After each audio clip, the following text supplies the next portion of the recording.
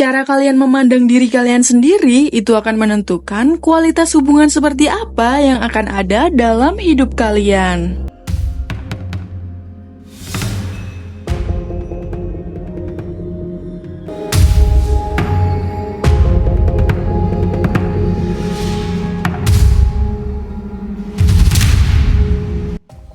Dulunya aku suka mikir kenapa ada perempuan A yang udah cantik, pinter, dan dia dikelilingi sama teman-teman yang sayang sama dia. Pacarnya bener-bener ganteng, kaya, dan nge-adore dia banget, dan sayang banget sama dia.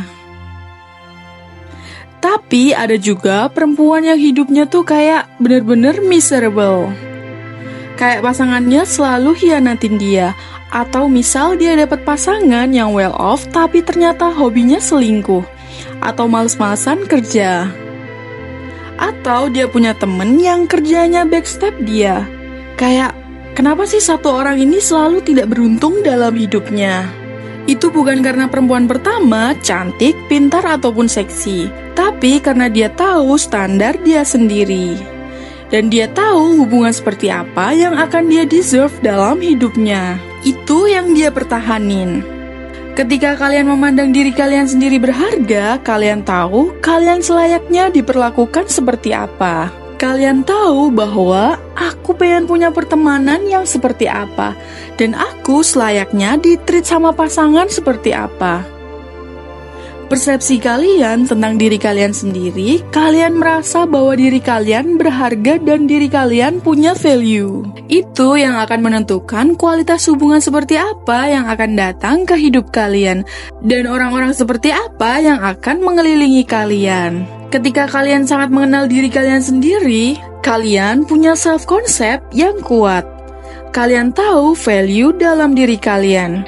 Dan kalian tahu bahwa aku deserve A dan aku deserve B. Itu yang akan dunia kasih ke diri kalian. Orang-orang yang baik, sahabat yang tulus, pasangan yang benar-benar sayang sama kalian.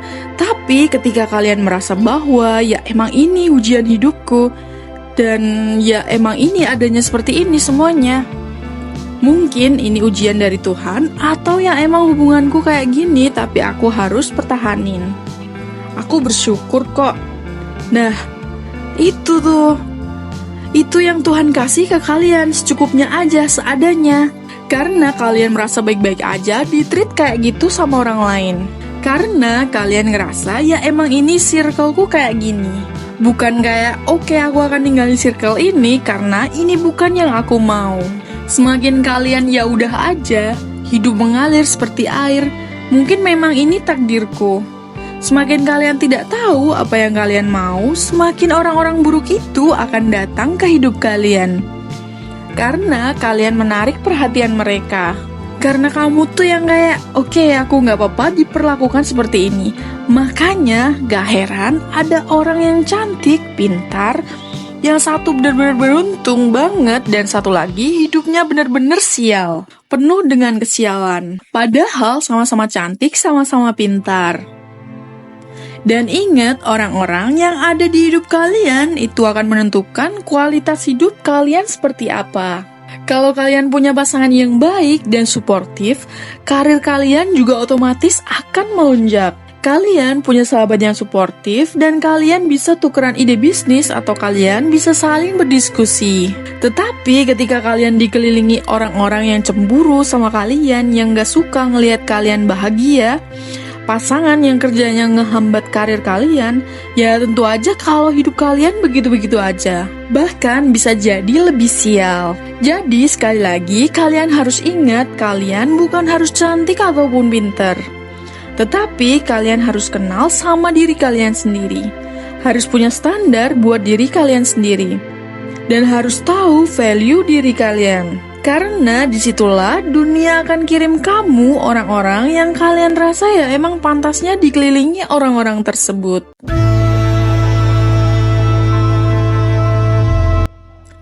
Jadi tenang bikin disepelekan. Justru sebaliknya, banyak orang yang takut kalau jadi wanita tenang itu bakal dianggap lemah atau gampang diremehkan. Tetapi kenyataannya, wanita yang benar-benar tenang justru lebih dihormati. Kenapa itu bisa terjadi? Tenang sama dengan lemah, tetapi penuh kendali. Wanita tenang itu bukan berarti pasrah atau nggak bisa melawan. Justru mereka punya kendali penuh atas emosi dan tindakannya. Orang lebih sulit membaca dan mengontrolmu. Kalau kamu gak gampang meledak-ledak atau terpancing, orang lain jadi sulit menebak reaksimu. Dan ini bikin mereka berpikir 2 kali sebelum meremehkanmu. Fokus pada tindakan, bukan sekedar kata-kata. Daripada membuang energi untuk debat gak penting, wanita lebih memilih membuktikan segalanya lewat tindakan. Dan ini lebih kuat dari sekedar omongan. Membawa aura yang bikin orang segan. Ketika kamu tenang, kamu membawa energi yang lebih berwibawa. Dan orang bakal lebih respek karena kamu gak mudah dikendalikan oleh emosi atau drama. Kamu gak perlu pembuktian yang berlebihan. Orang yang percaya diri dengan dirinya sendiri gak perlu sibuk mencari validasi. Mereka gak butuh pengakuan dari siapapun. Dan itu justru bikin mereka makin berkelas. Pilih diam yang berkualitas. Beda antara diam karena takut dan diam karena bijak. Wanita tenang justru tahu kapan harus berbicara, kapan harus diam, dan kapan harus bertindak. Lebih sulit dimanipulasi. Orang yang gampang terpancing emosinya lebih sulit dikendalikan. Makanya wanita tenang gak gampang dipermainkan atau diremehkan. Jadi kalau ada yang bilang wanita tenang itu gampang diremehkan, faktanya justru sebaliknya. Tenang itu bukan berarti nggak berdaya, justru itu tanda kekuatan batin yang luar biasa. Ibarat air yang tenang itu menghanyutkan. Orang yang tenang itu biasanya mentalnya itu sekuat baja dan tidak terpengaruh oleh apapun. Cara alam semesta memberimu apa yang kamu inginkan. Semakin kamu ngotot untuk mendapatkan sesuatu, maka semakin dia akan menjauh. Kenapa bisa gitu? Ini yang disebut law of reverse effort. Semakin kamu berusaha, semakin kamu gagal. Pengen tenang, tapi makin cemas. Pengen cepat tidur, malah melek semalaman. Itulah hukum kebalikan usaha.